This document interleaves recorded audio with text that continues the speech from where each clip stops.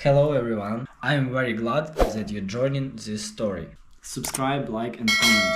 Enjoy the story, smile more often. Easter lunch always felt like a ritual soaked in pretend joy, like everyone put on their nicest sweater just to stab each other under the table with smiles sharp as steak knives. The ham was glazed, the potatoes were drowned in butter, and the table centerpiece looked like it had been copied from a Martha Stewart magazine in 2008. I sat near the edge, close enough to smile politely, far enough to leave early if things turned. But I hadn't planned for the grenade. It happened around the second helping, just as Jenny passed the asparagus with that overly bright tone she used when trying to cover discomfort. Mark was pouring more wine than he should have, third glass, maybe fourth, and their mom, Ruth, sat at the head like she always did, queen of a cracked porcelain kingdom. Then, out of nowhere, it came. Randy, my sister's husband, a man who thought sarcasm made him intelligent, chuckled with his mouth half full and said, "Well, Mike's here, so the family charity case gets fed today too." The room paused. A second of silence stretched just long enough for my brain to register the impact. Someone laughed. Nervously, like a cough disguised as humor. Jenny snorted wine up her nose, trying to smile through it. Mark smirked, but didn't meet my eyes. Ruth? She didn't even blink. She just cut her ham like nothing happened. That was the part that stung more than Randy's joke, the fact that no one stood up. No one said, "That's not fair." No one said, "Mike's helped us more than you know." They just kept chewing. I smiled. I mean really smiled, wide and quiet, like someone who finally understood something.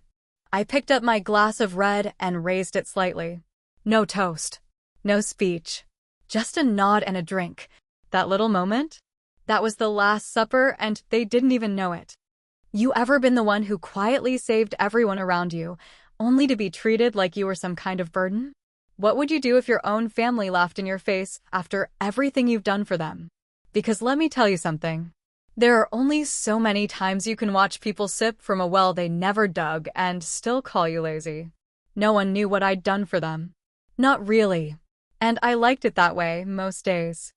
I liked knowing I'd been the one to make sure Jenny didn't drown in student debt when her fancy new marketing job paid just enough to cover gas and salads. I liked knowing Mark's auto shop kept its lights on because I quietly covered rent in months when he'd overspent on parts and undercharged customers just to be the nice guy. And Mom? I paid for the emergency dental work 3 years ago. Quietly. She sent out a group message after that thanking God's provision. Guess I should have changed my name to God.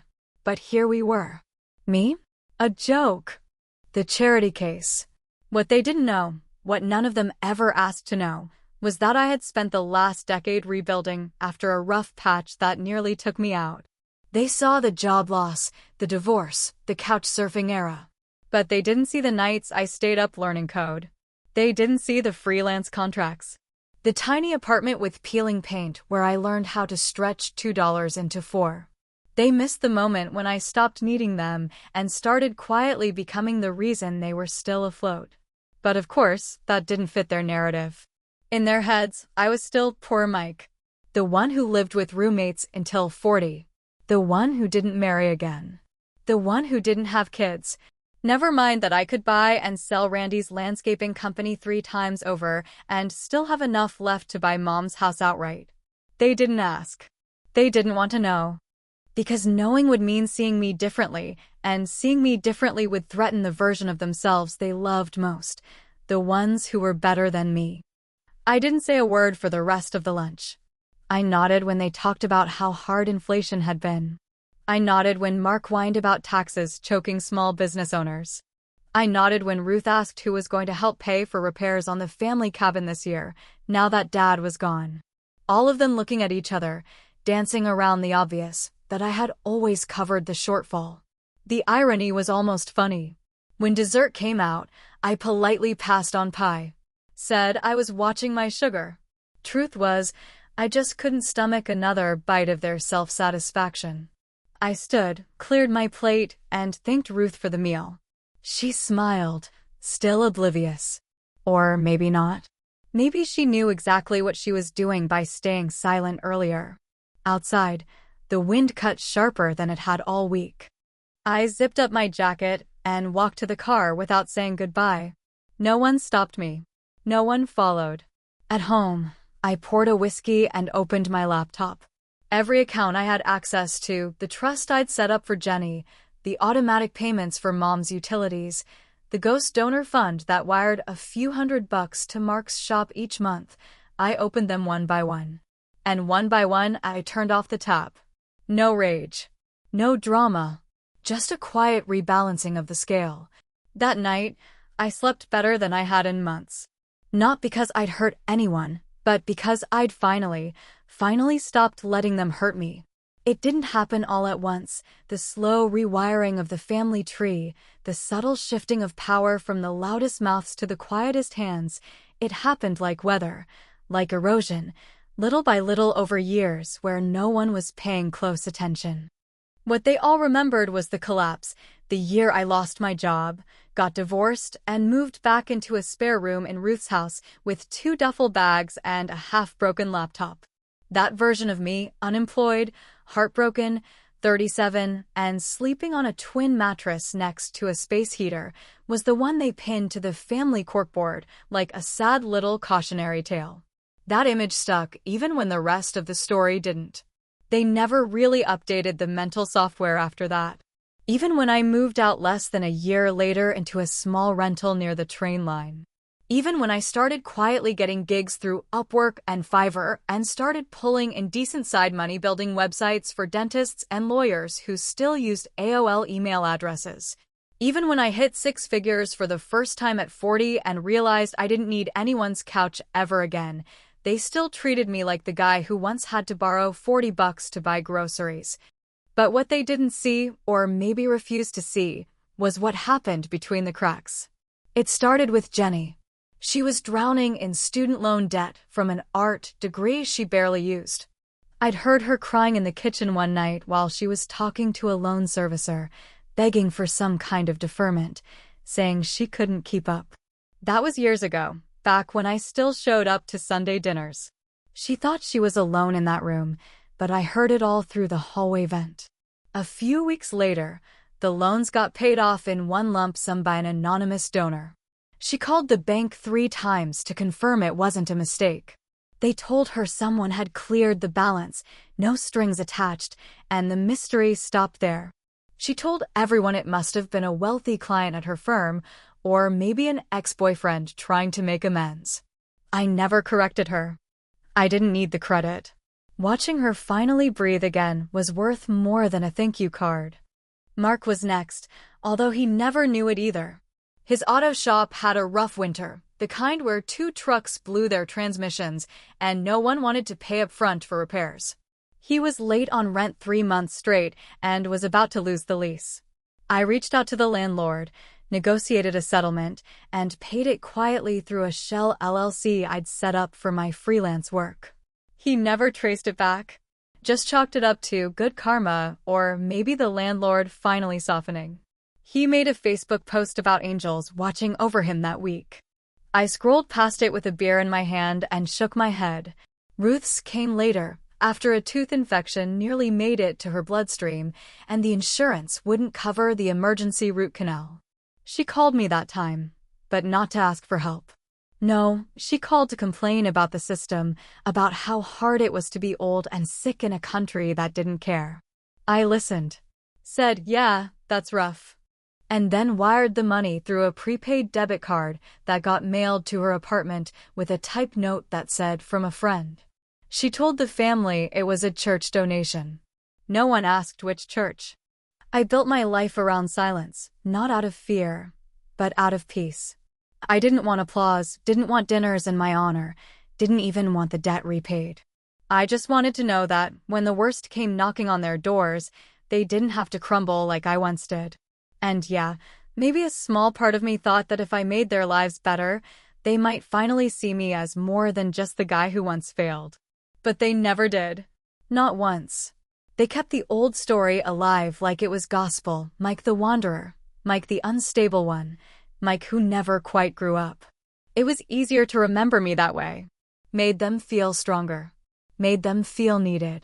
The truth that I had become the one pulling strings from the shadows didn't fit their family myth, so they just ignored it. That Easter lunch was the final click. The final confirmation that silence wasn't noble, it was invisible.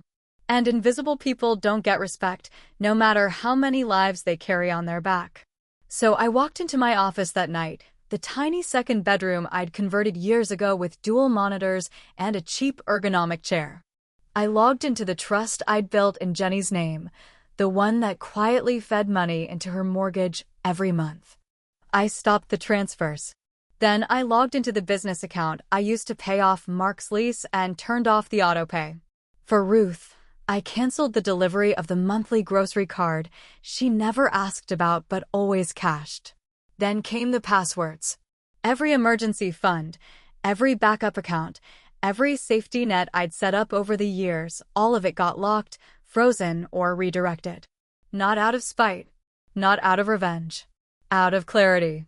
I wasn't their ghost anymore. If they wanted to see me, they'd have to really look. No more invisible hands keeping the floor from falling. When I closed the laptop, the silence in the room was the loudest it had ever been. But it wasn't heavy. It was clean. It felt like the sound of beginning again. And for the first time in years, I didn't feel like a secret. I felt like a man who'd just come back from the dead and decided he wasn't going to haunt anybody anymore. The call came on a Wednesday afternoon, somewhere between lunch and that strange hollow hour when the sun hits just right through the blinds and everything feels a little off, a little too quiet. I almost didn't answer when I saw her name flash across the screen, because part of me already knew it wouldn't be good, not because she ever called just to say hi, but because panic carries its own tone, even through caller ID. Jenny's voice was tight, like she'd been crying but didn't want anyone to know it, the kind of whisper shouting people do when their kids are in the next room and their world is burning down quietly. "Mike," she said, breath catching, "something's wrong with the mortgage account." I leaned back in my chair, let the silence stretch for a second longer than it needed to. She filled it, because that's what Jenny always did. She filled space with sound when she didn't want to sit still with her own fear.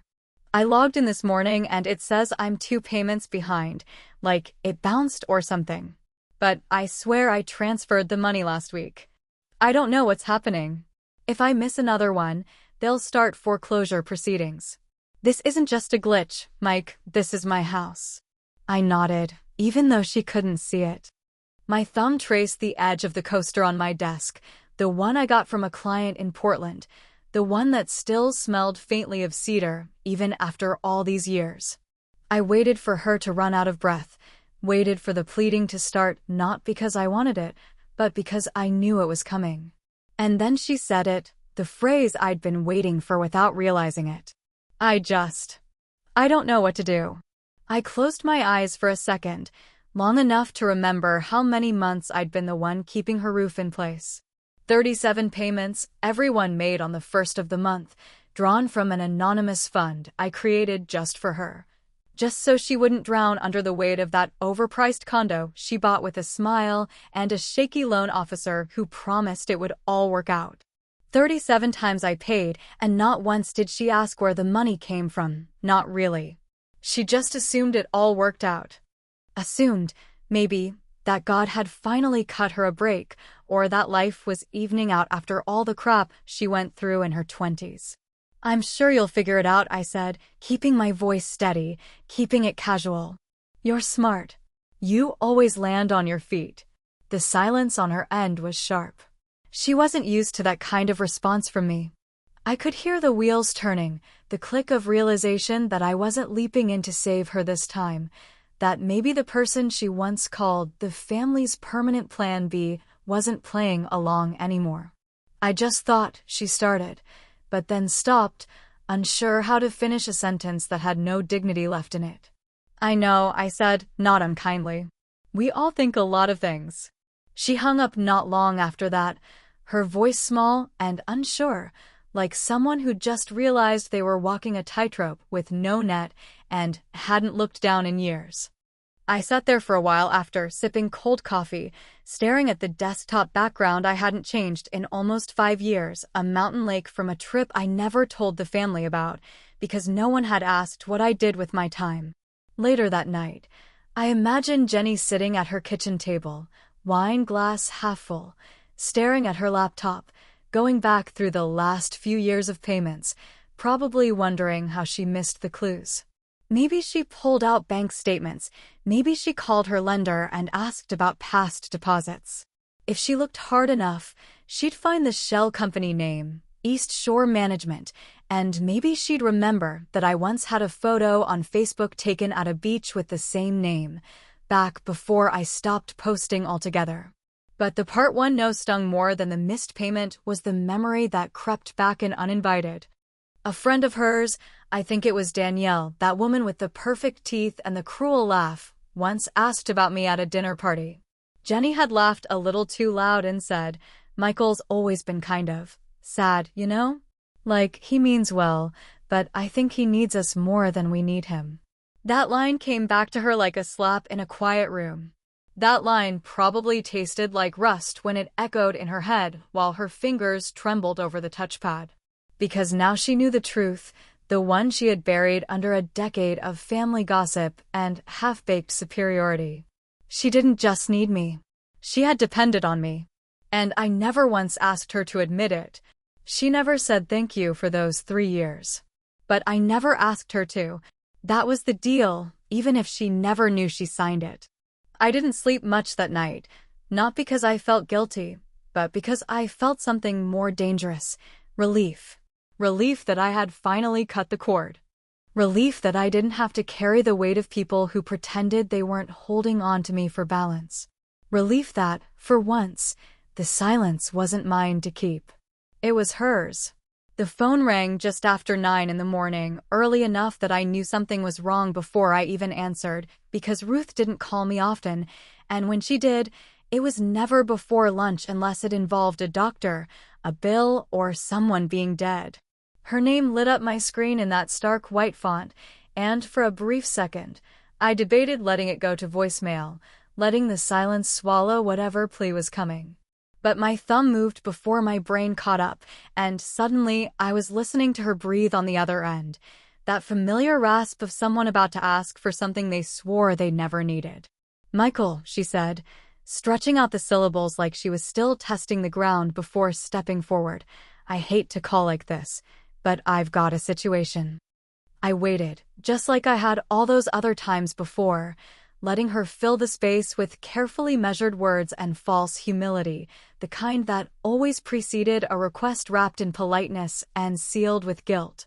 "It's my tooth," she said, then paused again, like that alone should be enough to make me spring into action. "It's been bothering me for weeks now, and I finally went in, and they said it's infected, like badly infected. They need to do a root canal and maybe even extraction. The pain's been awful, Michael, just awful." I heard the paper rustle in the background, probably the estimate from the clinic, and then the sigh she always used when she was winding up to mention money. "Problem is," she continued, drawing out each word like she was dragging it through molasses, "Medicaid won't cover it, not this type of procedure. Something about it being coded differently, I don't know. Anyway, they want $1,800 up front, and I just don't have it. Not on short notice like this." I didn't say anything, not because I didn't have something to say, but because I wanted to hear what she would say next when the usual rhythm got broken. The silence made her uneasy. I could feel it. "I was thinking," she said, her voice dropping into that lower register she used when she was trying to sound casual but still hopeful, "maybe you could help me out, just this once." I hate to ask, but I don't know where else to turn. There it was, the line that made it all so familiar, the same song played on an old radio with the volume turned down. For years, I had answered this call before she even made it, sending monthly envelopes through an unmarked account, cash stuffed into birthday cards, grocery gift cards slid under her door during the winter months when heating bills spiked and pride ran dry. I did it because she was my mother, and because a part of me still believed that loyalty was something you kept paying for even after it stopped being returned. But this time, I said nothing. Just sat in my chair, watching the dust move in the sliver of sunlight that cut across the hardwood floor. "Michael," she asked, her tone edging into confusion. "Are you still there?" "Yeah," I said finally, letting the word hang there between us like a loose bulb swinging in an attic. She waited for me to fill the gap with reassurance, to offer help, to do what I'd always done, fix the mess quietly and let her pretend she never asked. But I didn't. I waited. "Listen," she said, the first crack of frustration showing in her voice now. "I know things haven't been perfect lately, but I'm still your mother. I raised you, didn't I? I was there for you when no one else was." That line again, the one that always came out when she felt the edge of her own helplessness. The revisionist history of motherhood as debt collection. "I'm 73, Michael," she said, now leaning fully into the guilt. "You think I'm asking because I want to? I'm in pain. This isn't about money, it's about family." Still, I said nothing, just let her unravel. And then, her voice hardened, the sweetness replaced with the brittleness I remembered from childhood, the voice that scolded and dismissed, that could cut without raising volume. "Is this because of that stupid comment at Easter?" she snapped.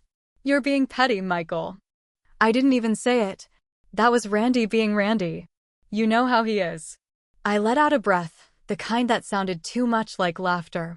"I'm not doing this to get even," I said, my voice steady, unshaken. "I'm just letting everyone be who they say I am." She was quiet for a beat. Then another. "What the hell does that even mean?" she asked, genuinely confused, and maybe even a little afraid. "It means," I said, leaning forward now, elbows on the desk, "if I'm the family charity case, like Randy joked, then I probably don't have $1,800 to give away, do I?" She didn't respond right away. I could hear her breathing, the shallow sort that came when her control started slipping. For once, I didn't rush to comfort her. I didn't patch up the silence. I just let her sit in it, like I had for years. "I see," she said finally, flat and cold. "So this is who you are now?" "No," I said, standing up and walking to the window, watching two kids play basketball across the street. "This is who I've always been. You just like the version of me that didn't ask questions." She didn't hang up right away. She waited, maybe hoping I'd cave at the last minute, that I'd say something soft and familiar and predictable. But I didn't. I just let her go. The line went dead. And I felt lighter. Not joyful, not triumphant, just lighter. Like I'd stopped carrying something that was never really mine. There's a strange kind of freedom in not being needed anymore. Even stranger when you realize they never wanted you, just the version of you that never said no. The call didn't come from Mark himself, which didn't surprise me at all. That kind of pride doesn't let a man admit when the engines finally seized and the smoke's pouring out the hood, even if he was the one who ignored the check engine light for years. No, the voice that reached me belonged to his daughter, Anna, who barely spoke above a whisper and sounded like someone who'd seen a ghost walk into the kitchen in dirty boots and sit down to cry. "Uncle Mike," she said, pausing like she wasn't sure if this was the right move, like maybe she was crossing some invisible family line no one ever bothered to define. "I don't know what's going on with Dad, but he's been acting really weird. He hasn't left the house in 3 days, and last night, I heard him crying in the garage. I've never seen him like this." That alone would have been enough to stop me in my tracks, because Mark, the same Mark who once punched a hole in the drywall because his steak came out medium instead of medium rare, didn't cry, didn't wobble, didn't ever admit to fear. He was raised on silence and control, like the rest of us, except he took it personally when life didn't follow the script he wrote in his head at 16. Mark was the type who believed hard work should always equal success, and when it didn't, he blamed the world, not the math. I thanked Anna and told her everything would be okay, even though I didn't believe it, because the truth was that I had already stopped saving Mark weeks ago, quietly, gently. like letting go of a rope you've been holding while the other person pulls it tighter around their own throat. The last time I sent money to cover his shop's lease was just before Easter, back when I was still pretending this whole silent support system was noble instead of pathetic. He never asked where the checks came from, not really. I'd created a business account under a name that sounded like a third-tier vendor, CRD Support Services, something bland enough that it didn't raise any questions. Mark thought he had a silent investor, or maybe a government grant, or just dumb luck. He never imagined it was coming from the same little brother he once called emotionally fragile in front of the whole family, like my heart was a weakness instead of the very thing that had kept his doors open. There was a day, years back, when we were all at Ruth's house for some summer cookout, burgers, beer, country music on too loud, kids running barefoot on dry grass. I'd just been laid off and was trying to figure out how to tell everyone without sounding like I was looking for pity. Before I could even get the words out, Mark slammed his beer down and shouted, "Well, if it isn't the family freeloader, what's it now, your fourth job in 5 years?" Everyone laughed. Even Jenny, though she covered it with a sip of lemonade. Ruth didn't say a word, just flipped another burger and looked at the sky like she couldn't hear the cruelty over the birds. I left early that day, told them I had a headache, but the truth was simpler. I just didn't want to bleed for their entertainment anymore. Now here we were, years later, and the golden boy of the family, the one who was always so sure he had everything figured out, was broke, humiliated, and unraveling behind a garage door that wouldn't even open all the way because the spring was broken and he couldn't afford to fix it. I thought about calling him, even hovered over the button for a moment, but something inside me went still. Because here's the thing no one tells you when you grow up in a family where love is a transaction. Once you stop paying, you start to see who is only there to collect. Mark never once asked how I was doing. Not when I slept in my car for 3 weeks during that jobless stretch in my 30s. Not when I skipped Thanksgiving the year after my divorce and no one noticed. Not when I showed up to family dinners alone, quiet and tired, and he'd crack a joke about how I still hadn't figured it out. But he did notice when the money dried up. He noticed that. According to county records I pulled later that week, yes, I checked, because that's what you do when you've lived a life behind curtains, his business license had been suspended due to non-payment. Utilities shut off. Employees let go. Yelp reviews plummeting by the day. The empire of wrenches and oil stains was burning, and the king of it all didn't know how to ask for a bucket of water. I didn't send a dime. Not because I wanted revenge, but because I'd finally learned what happened when you prop up people who refuse to look down. They start thinking they're flying. That evening, I got a voicemail from Mark. First time he'd called me directly in over a year. His voice was rough, like gravel soaked in whiskey and shame. He didn't cry. Not out loud. But there was something in the way he paused between words that sounded like someone barely holding the weight of 1,000 swallowed regrets. "Mike," he said, short and hoarse. I don't know what to say. I messed up. Things are bad. Real bad. I didn't know. I didn't know it was you all this time. I'm sorry. I really am." He hung up before I could answer. Not that I would have. I sat with that voicemail for a long time, replaying it once, then deleting it without saving.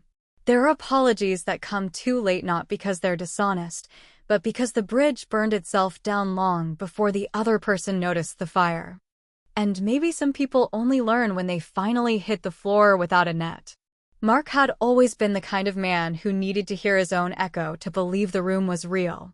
Now, the silence was answering back. There's a moment, I think, in every adult life when you stop trying to fix the house you grew up in and finally walk out of it, barefoot if you have to, carrying nothing but the memory of where the exits are. For me, that moment didn't come with shouting or slamming doors, or even some dramatic announcement over Easter ham. It came quietly, weeks later, sitting alone at my kitchen table, staring at the spine of a blank leather notebook like it was some ancient relic I'd just dug up in the backyard of my own denial. I'd bought the thing years ago, thinking I'd use it to track expenses or maybe write down clever quotes I heard in passing, but I'd never written a single word. Not until that day. Not until I realized that the only story about me that anyone in my family believed was the one they wrote together, a lazy, half-true myth stitched together with old shame and selective memory, passed around like gospel at every family gathering. All while I sat there smiling and nodding and playing along. The myth went like this. Michael was always the soft one. Michael was always the one who needed help, needed money, needed advice. Michael was too sensitive, too cautious, too in his head to ever really get it together. That story had been told so many times it hardened into fact, like a tale carved into the walls of the family cave, illuminated only by the torch of repetition. They ignored the rest of it, or maybe they never really saw it to begin with, the promotions, the clients, the years I spent rebuilding brick by brick without ever asking for applause or forgiveness. And I realized then that it didn't matter what I accomplished out there in the real world if, in their eyes, I still lived in the version of myself they preferred, the version they could feel better than. So I started writing. Not in the way you write when you want someone to read it, but in the way you write when something inside you needs to get out before it rots you from the inside. It started as a journal. Sure, daily thoughts, half sentences, late-night confessions. But it morphed quickly into something else, something bigger, something that felt like truth in its rawest form. I didn't call it a memoir, but that's what it was.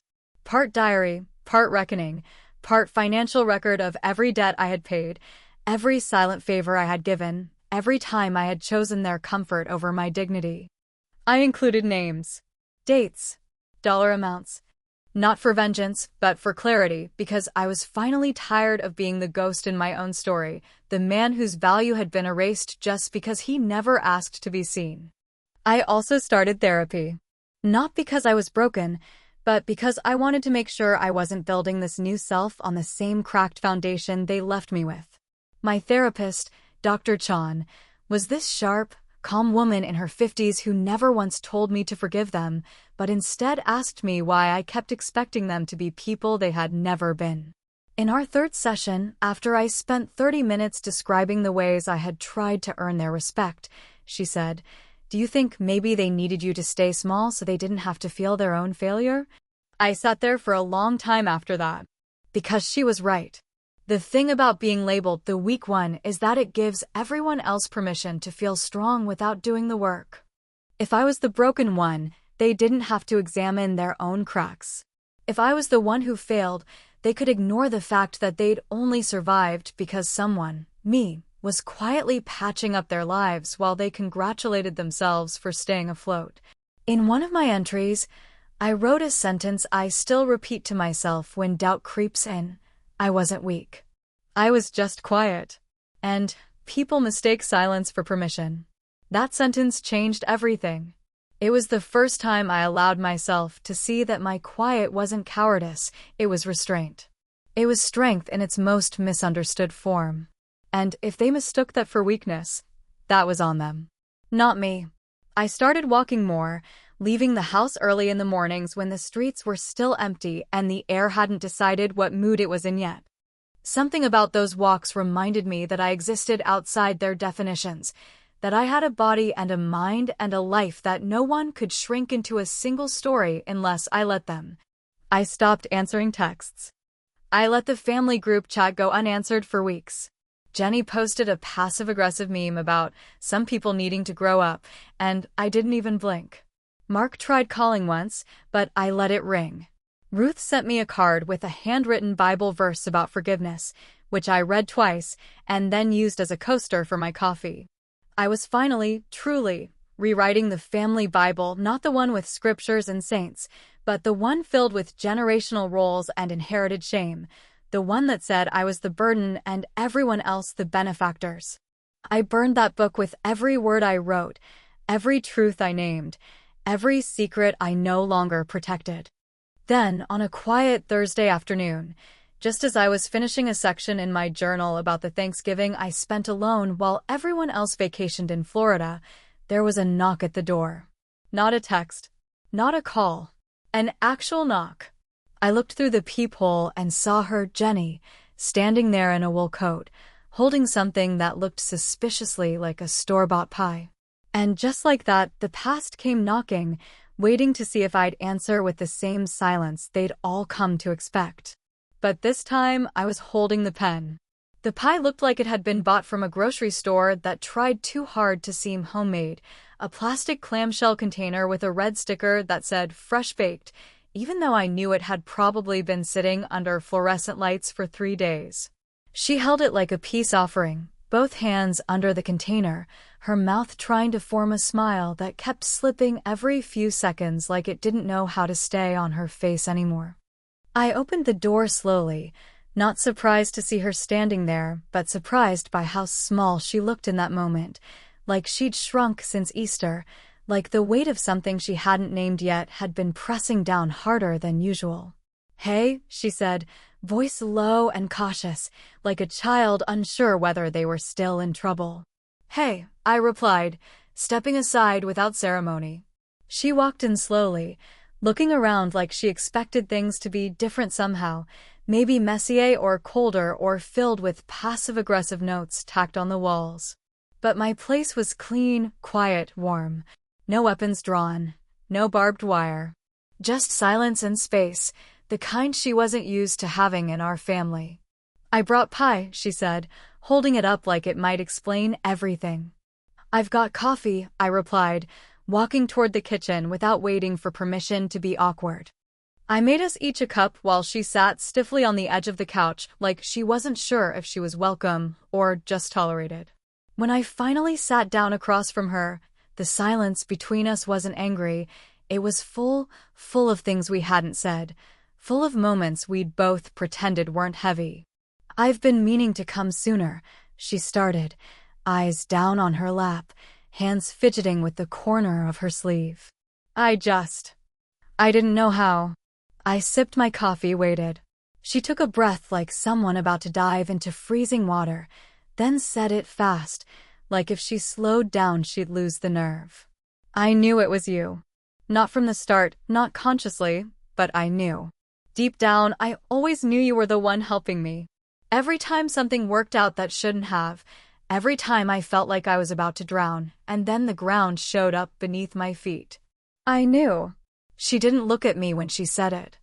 She looked just past me, like eye contact might shatter whatever fragile courage she had left. And at Easter, she continued, now blinking harder than normal, when Randy said what he said. I laughed. Not because it was funny. It wasn't. It made me sick inside, but I laughed anyway. Peer pressure, family pressure, ego. I didn't want to look different in that moment, didn't want to make a scene. Now she looked at me, her eyes raw but steady. "But I should have stood up for you. I should have told everyone the truth right then. I should have said, the only reason half of us are sitting at this damn table with mortgages and working cars and teeth that don't hurt is because of Michael. But I didn't. I kept quiet. Just like you always did. I didn't speak right away, didn't rush to fill the space. That was always the difference between me and the rest of them. I didn't fear silence, didn't need to break it to feel like I mattered. I wasn't mad that day, I said eventually, setting my mug down. I was just done. I realized I'd built a whole structure to keep people warm and never asked anyone if they even wanted it. And when they started mocking the guy who poured the foundation, I realized it was time to let the walls come down. She nodded slowly, wiping at her eyes now. I don't want anything, she said quickly. I'm not here to ask. I just needed to say it. I needed to say that I see it now. I see you now. We sat like that for a while, letting the air settle around us. Eventually, I cut us each a slice of the pie, and it was exactly as stale and artificial as I expected it to be, but we ate it anyway. It wasn't about the taste. It was about the fact that we were both finally chewing the truth together, even if it was hard to swallow. Then she said the thing that stuck with me long after she left. You were never the charity case, Mike. You were the bank. And none of us wanted to see it, because if we had, we would have had to admit we were the beggars. I didn't respond. Not because I didn't have anything to say, but because for once, she'd said everything that mattered. She left without asking for help, without needing rescue, without pretending she hadn't played her part in the story that almost broke me. And I let her go with nothing but a warm goodbye and a leftover slice of pie wrapped in foil. That night, I didn't write in my journal.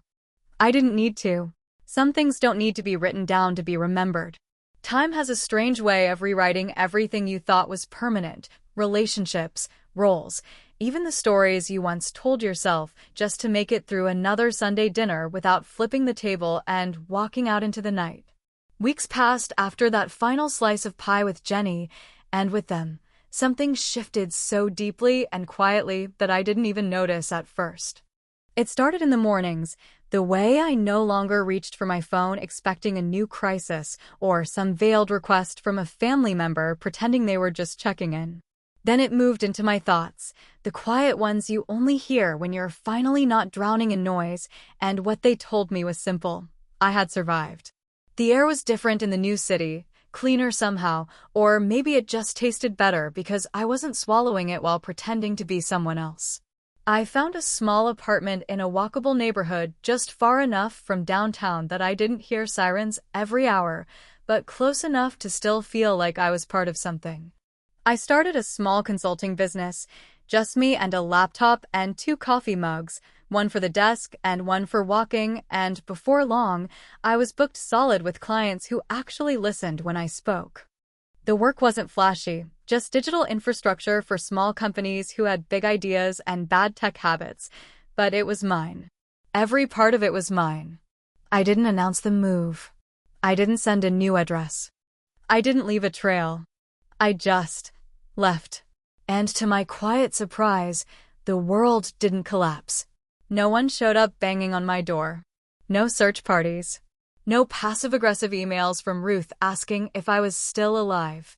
Just silence. And for the first time, it didn't feel like punishment. It felt like peace. I still kept the journal, though I didn't write every day anymore. Just when something hit me so hard it couldn't stay inside. Like the day I passed a bookstore window and saw a woman reading to her kid, and I realized I didn't regret not having a family of my own, not really. What I regretted was spending so many years chasing one that would never treat me like I belonged. Word got back to me through Jenny, carefully, subtly, that Mark had taken a job at a different shop across town. He wasn't the boss anymore. He showed up with a toolbox and kept his head down, and from what I heard, he was humbled. Whether it stuck, I didn't know. And frankly, I didn't care. Jenny had started volunteering at a food bank and, in her words, trying to do things for people who can't pay you back, which felt like a clumsy but sincere attempt at balance. I hadn't heard from Ruth in nearly 2 months. Not since the dental fiasco, not since the final call where I didn't offer a dime. And then, one Tuesday afternoon while I was reorganizing receipts for tax prep and wondering if I should get a second monitor, the phone rang.